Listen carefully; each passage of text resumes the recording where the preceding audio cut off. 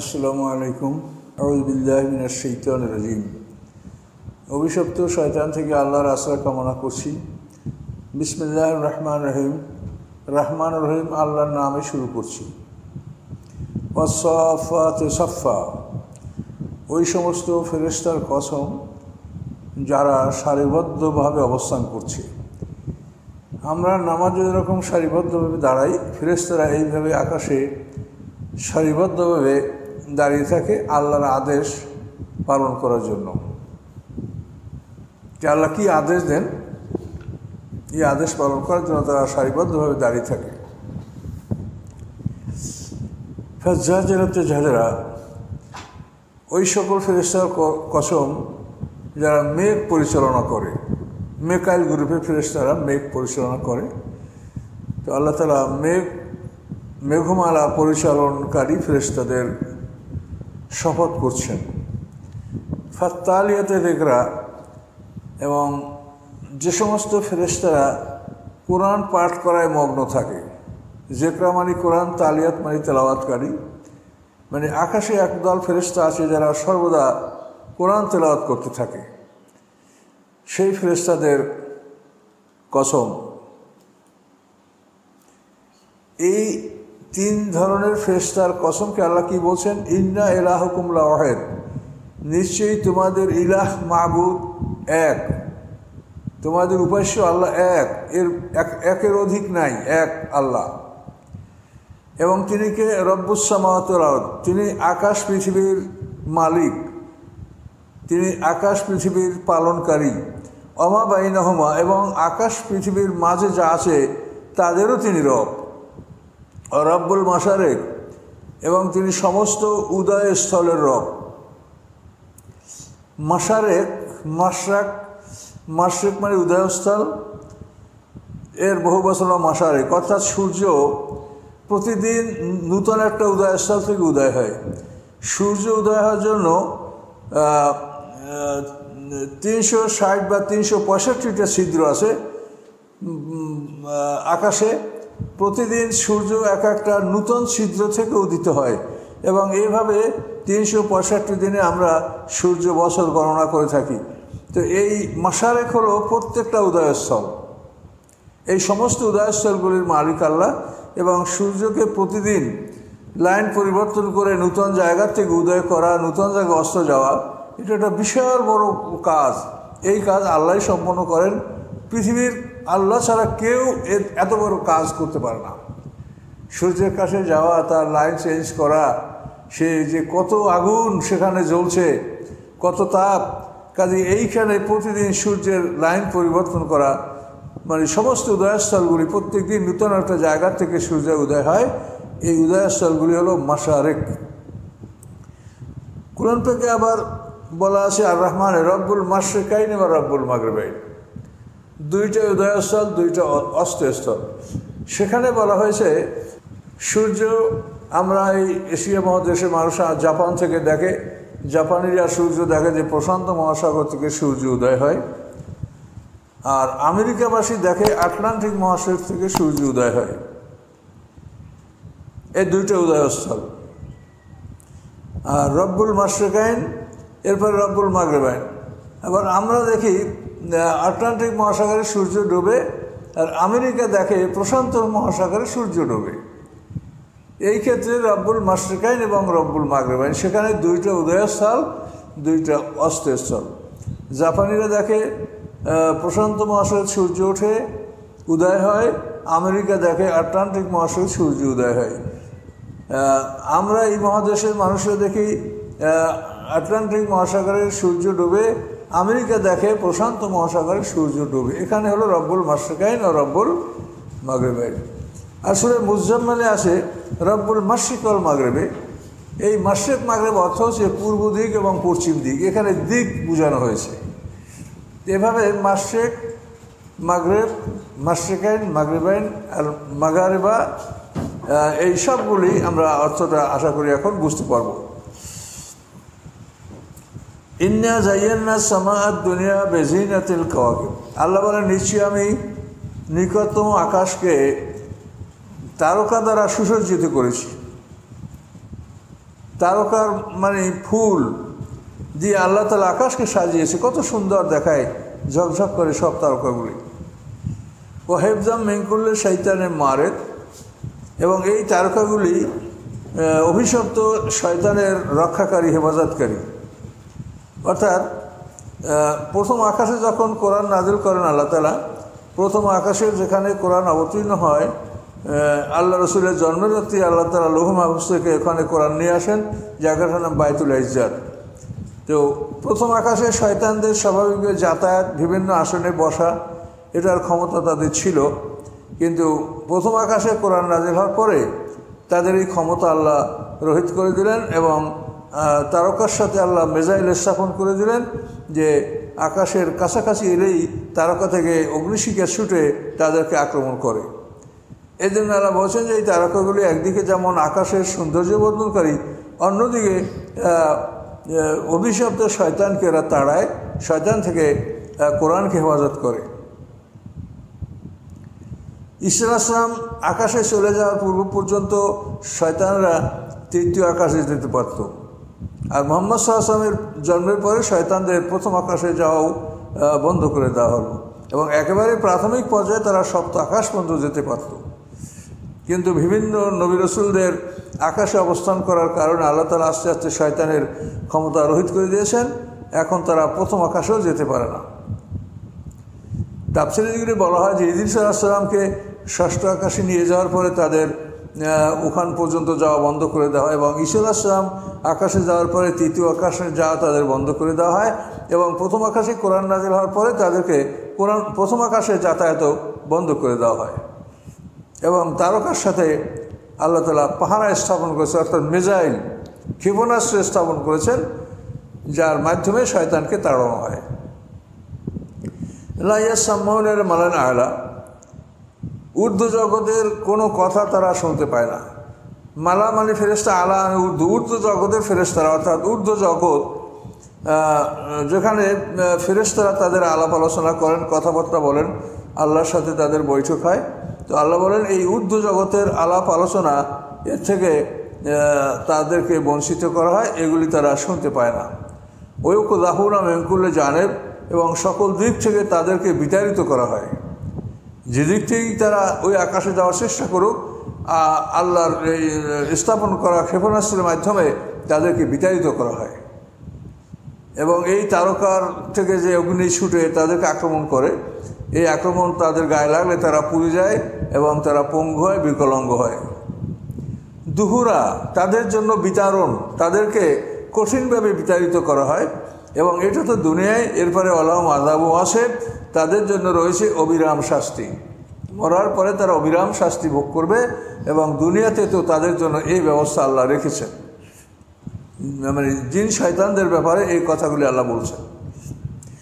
ইল্লা মান খাতাফাল খাতপাতা, এরপরেও যে কোনো কথা চুরি করে, অর্থাৎ হঠাৎ করে ছোঁ মেরে গিয়ে হঠাৎ করে ফিরে আসে, এর মধ্যে যদি কোনো কথা সে শুনতে পারে, যদি ইল্লা মান খাতাফাল খাতপাতা, এবং অথবা যে কথা চুরি করে, আল্লাহ এবং ফেরেশতাদের বাণী চুরি করে, হঠাৎ করে ছোঁ মেরে নিয়ে আসে, আল্লাহ বলেন ফাতবাউ শিহাবুন সাকিব, তাকে ধাওয়া করে একটি উজ্জ্বল নক্ষত্র, তার পিছনে ছোটে একটি উজ্জ্বল নক্ষত্র, এবং একটা উজ্জ্বল নক্ষত্র থেকে অগ্নিশিখা তাকে আক্রমণ করে, এবং এই আক্রমণে তারা আহত হয়।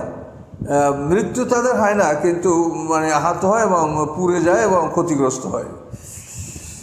আল্লাহ বলেন এই যে বিবরণটা দেওয়া হলো যে তিনি আকাশ সৃষ্টি করছেন, আকাশের মধ্যে যা আছে তার মালিক তিনি, তারপর তিনি তারকারা দিয়ে আকাশ সাজিয়েছেন, এবং শয়তানের জন্য এটা মেজাইল, এগুলি বলে আল্লাহ বলেন এখন আমাকে প্রশ্ন করছে আমাদেরকে যে হে রাসূল, আপনি ওদেরকে জিজ্ঞাসা করেন, ফার্স্ট অফ থিম, ওদের থেকে আপনি ফতুয়া নেন, জিজ্ঞাসা করেন। আহম আসাদ্দু খালকান, এই যে সৃষ্টির কথা বিবরণটা দেওয়া হলো, এরা কি কঠিন সৃষ্টি? আম্মান খালাকনা, অথবা আমি যাদেরকে সৃষ্টি করছি, এই যে তোমরা মানুষ, তোমরাই বড় সৃষ্টি না, এগুলি আমার বড় সৃষ্টি। ইন্না খালাকনাহুম মিন তিনিন লাযিব, নিশ্চয়ই আমি এই মানুষকে সৃষ্টি করেছি আঠালো মাটি দ্বারা, অর্থাৎ যে মাটিটাকে পানি দ্বারা ভিজিয়ে তাকে মেজে মেজে গাঢ়া কাদায় পরিণত করে, প্লাস্টিক কেলে গাঢ়া কাদা বা আঠালো কাদা, এর দ্বারা আমি মানুষ সৃষ্টি করেছি। মানুষ সৃষ্টি করার জন্য প্রথমে সমগ্র পৃথিবীর থেকে আল্লাহ তাআলা মাটি সংগ্রহ করেছেন। প্রথমে সেই মাটির উপরে 40 বছর বৃষ্টি বসিয়েছেন, দ্বিতীয় 40 বছর রোদে শুকিয়েছেন, তৃতীয় 40 বছর সব ধরনের পানি দ্বারা মেখে মেজে এটাকে নরম কাদা এবং আঠালো কাদায় পরিণত করে তার থেকে আদমের মাটির মূর্তিটা 120 বছর বসে আল্লাহ তাআলা মক্কা এবং তায়েফের মাঝখানে দোহনা নামী জায়গায় বসে আদমের এই মাটির দেহটা তৈরি করেছেন। আল্লাহ বলেন, বলা আজিবতা, আপনি আশ্চর্য বোধ করবেন যে ওরা এত সব কিছু ওদেরকে বোঝানোর পরেও ওরা আল্লাহর পথে ফিরে আসে না, এক আল্লাহকে স্বীকৃতি দেয় না, ওরা মূর্তি পূজা করে। বা আজিবতা, আপনি আশ্চর্য হচ্ছেন তাদের এই আচরণে। ওয়াস করুন, এবং তারা উপহাস করছে, ঠাট্টা করছে, কোরআনকে নিয়ে উপহাস করছে। ওয়াজা যুক্কিরুল আয়াত করুন, এবং যখন তাদেরকে উপদেশ দেওয়া হচ্ছে তারা উপদেশ গ্রহণ করছে না। ওয়াজা রাওয়ায়াতাই ইস্তাস করুন, যখনই তারা কোনো নিদর্শন দেখে তখন তারা উপহাস করে। আল্লাহর আয়াত, আল্লাহর নিদর্শনগুলিকে তারা উপহাস করে। তাদেরকে জাক্কুমের কথা শোনালে তারা বলে এটা হচ্ছে খেজুর ভিজানো শরবত। এভাবে তারা আল্লাহর আয়াতের ব্যাপারে তারা ঠাট্টা উপহাস করে। দোজখে আবার কেমন করে গাছ হতে পারে, আগুনের মধ্যে কি গাছ হয়? তো এই ধরনের কথা তারা বলে এবং নানাবিধ উপহাস তারা করে। অকল, এবং বলে ইন হাযা ইল্লা সিহরুম মুবিন, যে এটা স্পষ্ট জাদু ছাড়া কিছু নয়। মুহাম্মদ সাল্লাল্লাহু আলাইহি ওয়াসাল্লাম জাদুগ্রস্ত, এবং সে যে আমাদের কাছে যে কথাগুলি শোনায় এগুলি জাদু, এগুলি আল্লাহর কোনো বাণী নয়। আইজা মিতনা অকুন্ন তরবা ইজামান, প্রশ্ন করে ওরা, আমরা যখন মরে যাব এবং আমরা যখন মাটির সাথে মিশে যাব, ও এজামান, এবং আমরা মাংস বিচ্ছিন্নে হাড্ডিতে পরিণত হব, আইনালা মাবসুন, তারপরেও কি আমরা দ্বিতীয়বার জীবিত হব? আবু আবাউনালা, বলুন আমাদের বাপদাদারাও। এভাবে তারা প্রশ্ন করছে যে আমরাও জীবিত হবো, আমাদের বাপদারাও জীবিত হবে। যেমন উবাই ইবনে খালদ জুমাহি আল্লাহ রসুলের সামনে একটি শুকনো হাড়, মানুষের একটা শুকনো হাড্ডি যেটা একেবারে পুরাতন হয়ে গেছে, হাত দিয়ে ভেঙে গুঁড়ো গুঁড়ো করছে, আর বলছে এইভাবে যখন মানুষ হয়ে যাবে, মাটির সাথে বিলীন হয়ে যাবে, হাড্ডিগুলি একেবারে চূর্ণ বিচ্ছিন্ন হয়ে যাবে, তারপর কি আমরা জীবিত হব আর আমাদের বাপদাদারাও হবে? প্রশ্ন হবে কি না তা দেখতে পারবে। কুল, আপনি বলেন হ্যাঁ হবে। কুল নাম, আপনার হ্যাঁ, তোমাদেরকে আল্লাহ দ্বিতীয়বার তৈরি করবেন, তোমরা পুনরায় জীবিত হবে। অন্তুম দাখিরুন, তখন তোমরা অতি অপমানিত হবে। জীবিত তো হবেই, এবং তোমরা অধিকতর অপমানিত অবস্থায় সেদিন তোমরা হাসরের ময়দানে আল্লাহর সামনে উপস্থিত হবে। এবং এটা কি বেশি কিছু না। আল্লাহ বলেন ফাইনামিয়া জাদরাতু ওয়াহিদা, এটা হলো একটি মাত্র আওয়াজ, একটি মাত্র বিকট শব্দ, অর্থাৎ ইসরাফিল আলাইহিস সালামের একটি ফুৎকার মাত্র। এর মাধ্যমেই তোমরা সবাই একত্রিত হবে। ফায়দা হুম ইয়ানজুরুন, এই একটি আওয়াজের পরেই তখন তারা মাঠে উঠে তাকাতে থাকবে যে কোথায় আসলাম, এটা কোন জায়গা, কি এটা। এভাবে ফায়দা হুম ইয়ানজুরুন, তারা হাসরের ময়দানে উঠবে এবং তাকাতে থাকবে, এবং অল্পের মধ্যেই তারা বুঝতেও সক্ষম হবে। অকলু ইয়া ওয়াইলানা হাযা ইয়াউমুদ্দিন, তখন তারা হায় ধ্বংস আমাদের, এই হলো সেই দিন যেই দিনের কথা আল্লাহ তাআলা বলেছেন যে প্রতিদান দিবস, আল্লাহ মালিক ইয়াউমুদ্দিন, এই হচ্ছে সেই দিন যেই দিনে আল্লাহ তাআলা আমাদেরকে প্রতিদান দেবেন বলে আল্লাহ প্রতিশ্রুতি দিয়েছিলেন। এই সেই দিন তারা হাসরের ময়দানে উঠবে, তাকাবে এবং তারা বলবে যে হ্যাঁ, এই হলো সেই দিন যে দিন সম্পর্কে আল্লাহ আমাদেরকে পৃথিবীতে তার নবীদের মাধ্যমে প্রতিশ্রুতি দিয়েছিলেন। হাযা ইয়াউমুল ফাসল, এই হচ্ছে সেই ফয়সালার দিন। আল্লাযী কুনতুম বিহি তুকাযযিবুন, যে দিনটাকে তোমরা মিথ্যা মনে করছিলে, এই হচ্ছে সেই দিন। আল্লাহর পক্ষ থেকে এই কথা বলা হবে যে এই হলো সেই ফয়সালার দিন, কে সত্য কে মিথ্যা, কে মোমেন কে কাফের, কে কি করেছো, এই হলো সেই ফয়সালার দিন যেই দিনটাকে তোমরা পৃথিবীর বুকে অস্বীকার করতেছিলে। আল্লাহ বলেন উহশুরুল্লাযীনা যালামু আজওয়াজাহুম, জালেমদেরকে একত্রিত করো এবং তাদের সমমানের সকলকে একত্রিত করো। আজওয়াজুম, তাদের সমমান, অর্থাৎ একই ধরনের শাস্তি যারা পাবে তাদেরকে একত্রিত করো। অর্থাৎ সব চোর এক জায়গায় করো, ডাকাত এক জায়গায় করো, জেনাকার এক জায়গায় করো, মিথ্যাবাদী এক জায়গায় করো, হত্যাকারীদেরকে এক জায়গায় করো। এভাবে তাদেরকে তাদের সমমানের দলগুলিকে লোকগুলিকে এক জায়গায় জড়ো করো। আমা কানু ইয়াবুদুন, এবং ওই মূর্তিগুলিকেও জড়ো করো যে মূর্তিগুলি তারা পূজা করতেছিল দুনিয়াতে, তাদেরকেও হাজির করো। আল্লাহ আদেশ দিবেন মিন দুনিল্লাহ, আল্লাহকে বাদ দিয়ে তারা যে মূর্তিগুলা পূজা করতো সেগুলিকে উপস্থিত করতে বলা হবে। এবং এরপরে কি বলা হবে? ফাদহুম ইলা সিরাতিল জাহিম, তাদেরকে জাহান্নামের রাস্তা দিকে তাদেরকে পরিচালিত করো। জাহান্নামের যেখানে সামনে গেলে জাহান্নাম দেখতে পাবে সেই পথে তাদেরকে নিয়ে যাও, পথ দেখে সেই পথে তার জাহান্নামের সামনে উপস্থিত করো। কিফুহুম, এবং জাহান্নামের সামনে তাদেরকে দাঁড় করাও। ইন্নাহুম মাসউলুন, তাদেরকে জিজ্ঞাসা করা হবে। মানে জাহান্নামের সামনে নিয়েই ঢুকেই দেওয়া হবে না, অনেক জিজ্ঞাসাবাদ, অনেক প্রশ্ন, এক এক জায়গায় এক এক প্রশ্ন, এক এক জায়গায় এক এক পরীক্ষা, এগুলো বহুবার করা হবে। তারপর চূড়ান্তভাবে তাদেরকে ঢুকানো হবে। কিফুহুম, তাদেরকে থামাও। ইন্নাহুম মাসউলুন, তাদেরকে জিজ্ঞাসা করা হবে। আল্লাহ বলেন মা লাকুম লা তানাসারুন, কী হয়েছে তোমাদের এখনও একে অপরকে সাহায্য করো না কেন? দুনিয়াতে তোমরা বন্ধুরা একে অপরে হাসি তামাশা ঠাট্টা মস্কারি কত রকম পয়গম্বর বিরুদ্ধে ষড়যন্ত্র, কিন্তু এখন কি হয়েছে? তোমরা একে অপরকে উপকার করো, সাহায্য করো। হ্যাঁ, একে অপরের সাথে মিলে কি করবা করো, একে অপরকে সাহায্য করো। বাল হুমুল ইয়াওমা মুস্তাসলিমুন, বরং আজকের দিনে তারা সবাই আত্মসমর্পণকারী।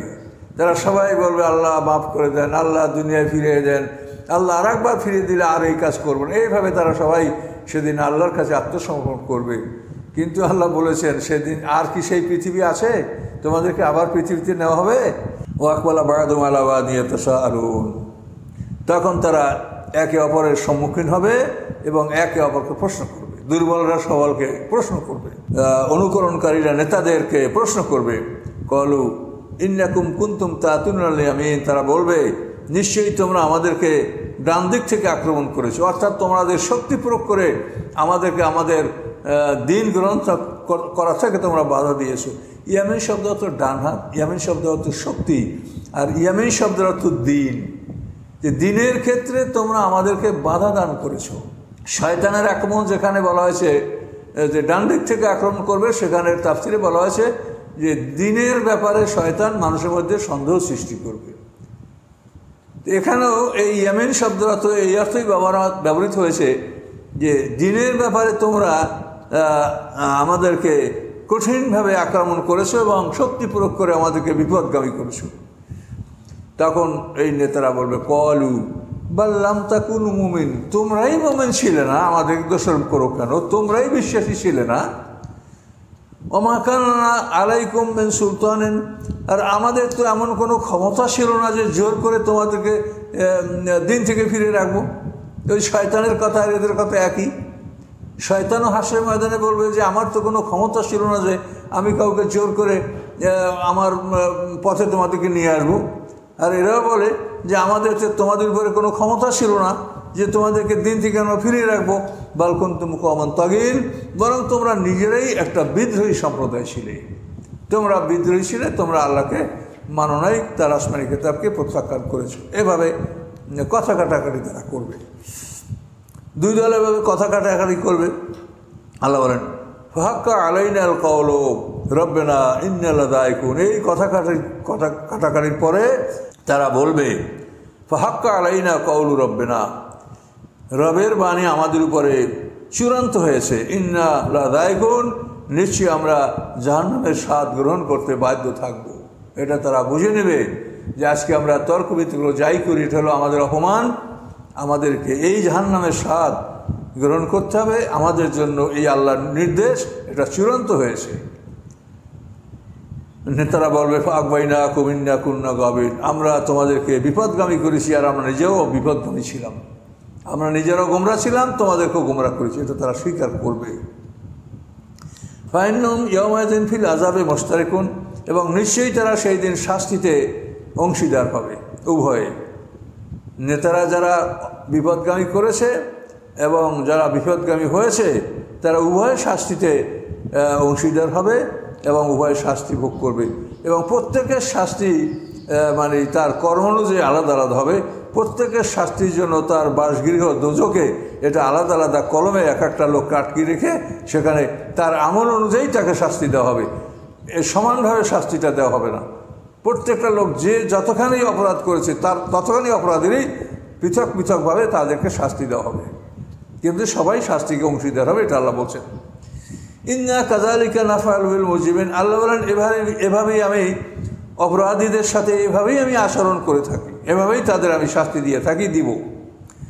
ইন্নাহুম কানু ইযা কিলা লাহুম লা ইলাহা ইল্লাল্লাহ ইস্তাকবিরুন, নিশ্চয়ই এই মানুষগুলোর স্বভাব কেমন ছিল, যখন তাদের সামনে বলা হয়েছে লা ইলাহা ইল্লাল্লাহ, এই কথা যখন তাদের সামনে বলা হয়েছে, ইস্তাকবিরুন, তারা অহংকার করেছে যে আমরা এক আল্লাহকে মানব না, আমাদের আল্লাহর সাথে আরও শরীক যতক্ষণ না মিশানো হবে, হ্যাঁ, আল্লাহর সাথে লাত উজ্জা মানাত ওল হবল এদেরকে যতক্ষণ পর্যন্ত আল্লাহর সাথে না মিলানো হবে, আমরা এক আল্লাহর উপর ঈমান আনবো না। এক আল্লাহ কি আমাদের এত কথা শুনতে পারবে? আমরা কত লোক, কাজে আল্লাহর জন্য এরা সাহায্যকারী, কাজে এই সমস্ত আমাদের সাহায্যকারীরা কোরবানা না লেহা, এদেরকে যদি স্বীকৃতি না দেওয়া হয় তা আমরা লা ইলাহা ইল্লাল্লাহ মানব না।